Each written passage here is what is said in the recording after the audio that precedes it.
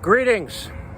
It is Monday, the 9th of March, in the unholy year of 2026. I'm Thomas Caldwell of the Aurelian Column, on the road, and this is the Monday Morning Report. Okay, a few things going on, but I was thinking of doing an audio report this morning. That's a lot of work, so I thought, well, I was going through a very appropriate area given the events in the world, and I thought I'd stop and do another video for you guys.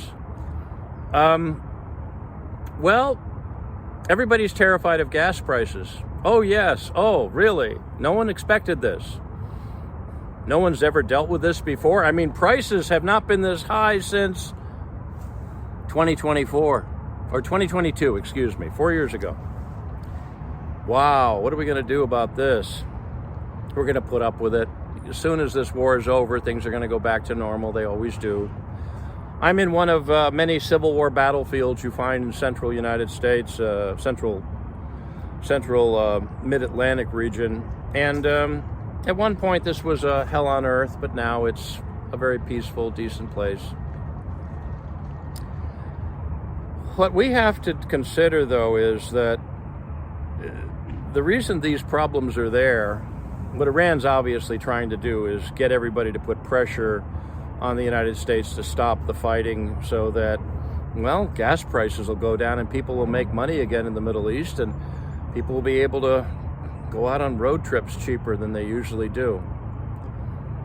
Again, if Iran doesn't get what it needs, which is a new government, this is going to be much worse than anybody can imagine. So what?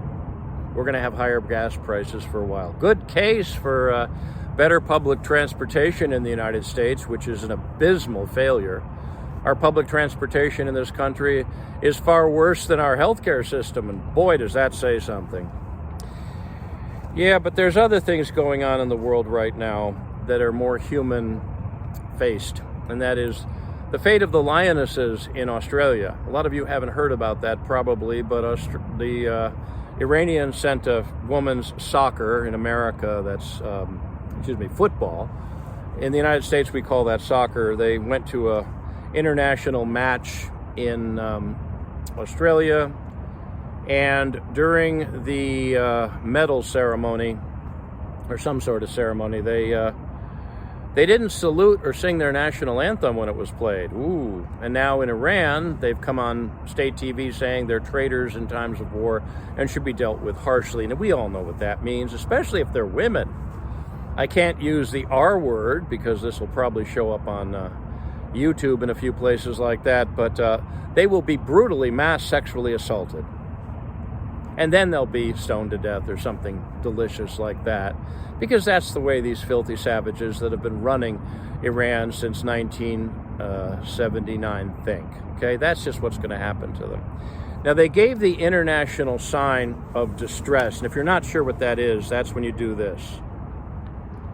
Okay, usually behind your back or something. It means you're in trouble. It means you're being held hostage. They were doing that on a bus last night. That's pretty obvious. So they want out. Australia, on the other hand, well, it's a nation run by cowards. They gave up their guns. I'm sorry. You got what you deserve, folks. But you don't want to see the word Australia be synonymous with cowardice in the future lexicon of the world. You really don't want to see that. So let's hope that they can grow a pair in that country and do what they can to save these women from a horrifying fate.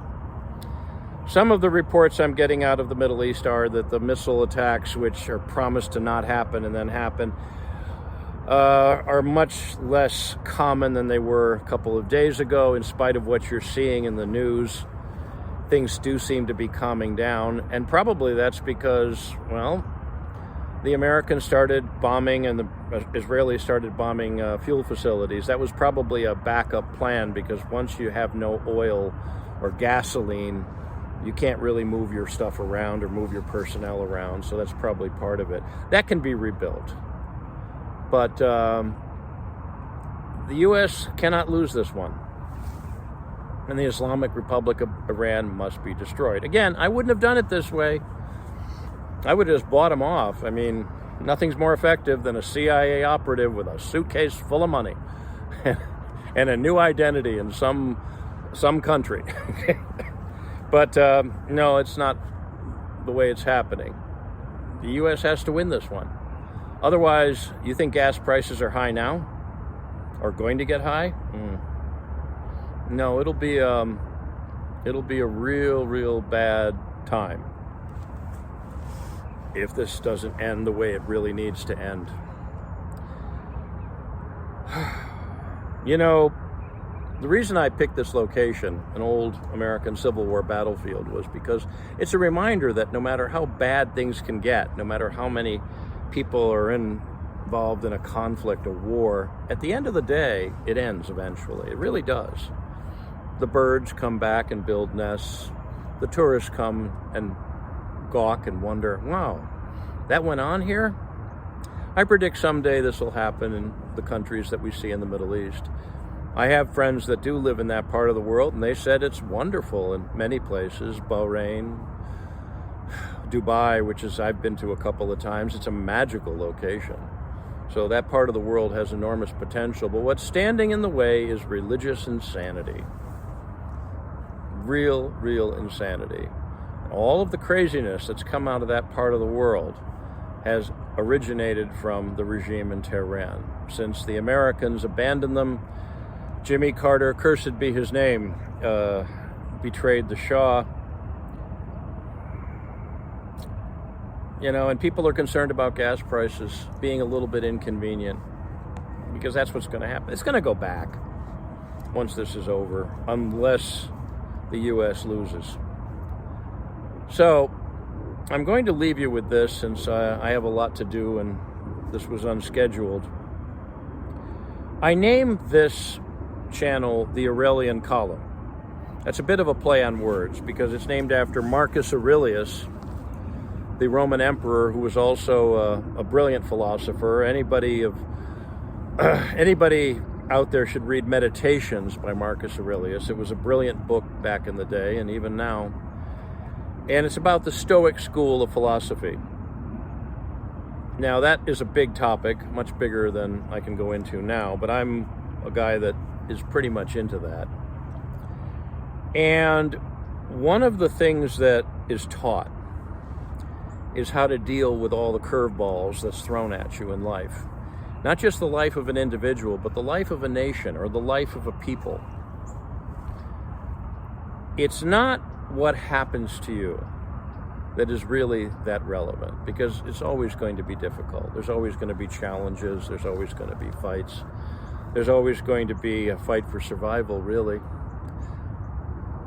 That's not what's important. What's important is how you deal with it.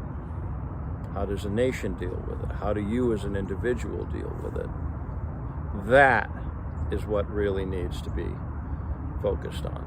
Because you don't have control over this situation, folks. You really don't. You might pretend you do. You might get into an argument with your spouse or your father, your mother, or your kids over who's right or wrong, but you do not have any say in the matter right now. And the reason we're in these situations is because of institutional stupidity. And that's what I have to call it. Stupid has been coming back into style ever since the rise of what we call modern liberalism. To the point where I've met school teachers and I've met university professors, and not that long ago, who I firmly believe are mentally ill idiots. Really, idiots by the true definition of the word. Not as something to derive, an actual factual statement. And these are people teaching your children. So the only way we can get out of stupid is to be smart.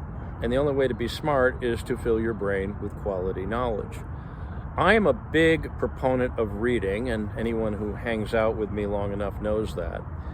And the simple reason is this: there is no better way to convey information from one human mind to another than through the written word. That's why we came up with it. We know the thoughts of people that lived thousands of years ago because they wrote them down, like the Stoics. We know I could go into that topic for an hour, and maybe at some point I will. But what I'm going to urge you people to do out there is to unplug. Yes, and for someone who spends time producing podcasts and video casts and everything, that says something, doesn't it? Unplug. There's nothing you can do about this. There's nothing you can do about the price of gas at the pump. There's nothing you can do about anything, except maybe if you're in Australia, putting pressure on your government to save those girls from a horrifying fate. Right now, unplug. Get a bit mindful. Go to a library and leave your phone in the car. That's even better. Leave your smartphone, if you can call it that, in the car. Go into a library and spend 2 or 3 hours. That's all. Get back into reading, because the biggest problem we have is uneducated people who are making decisions, and those that support them who are equally uneducated. This is our only way out of it. You can't just snap your fingers and suddenly people are smart. That takes work, it takes effort, it takes mental discipline. Mental discipline is not something that people have much anymore. So I would urge people, since you have no say in the matter, since you have no power to do anything, you can call your member of Congress and tell them what? Tell Donald Trump to stop doing what they're doing. They've been trying to get rid of that guy for 10 years. 10 years. It's gotten to the point of ridiculous. He's going to do what he wants in this case. I'm sorry, he got elected and he has his thing there. And in times of war, you really do not want to interfere with things, because you don't want that. Not that you have an effect, but you right now, the best thing you could do is to use this time, better yourself. Don't spend the money on gasoline going on long trips. Go down to the library, walk to the library. That's even better. I know this sounds silly, and this time everyone's used to tuning in to hearing the latest, but if you don't waste your time on things you have no power over, you'll be surprised how much time you have for yourself and bettering yourself, thus, by extension, bettering the world. Give it a shot. Okay? And to the lionesses, as we call them in Australia, who prayers are with you, not just for me, but for many others. Okay? Be safe. That's it for today. If you appreciate my work, please like, subscribe, and share. Share with your friends and share with your enemies. And just remember, they're usually enemies for a reason and should be destroyed. I can be reached at feedback@aureliancolumn.com. That's feedback@aureliancolumn.com. I'm up on X. My handle there is MICCAMPEN. That's MICCAMPEN. I'm up on other social media platforms too, but not Facebook. Never Facebook. This podcast originates at Substack. My handle there is aureliancolumn.substack.com. Until we meet again, be good, be safe, be vigilant, and remember, Clown World, the deep state, and all those who are backing a religious fundamentalism of any kind, especially that of Islam, must be destroyed. And thoughts and prayers to the lionesses of the Iranian women's national football team. Good day.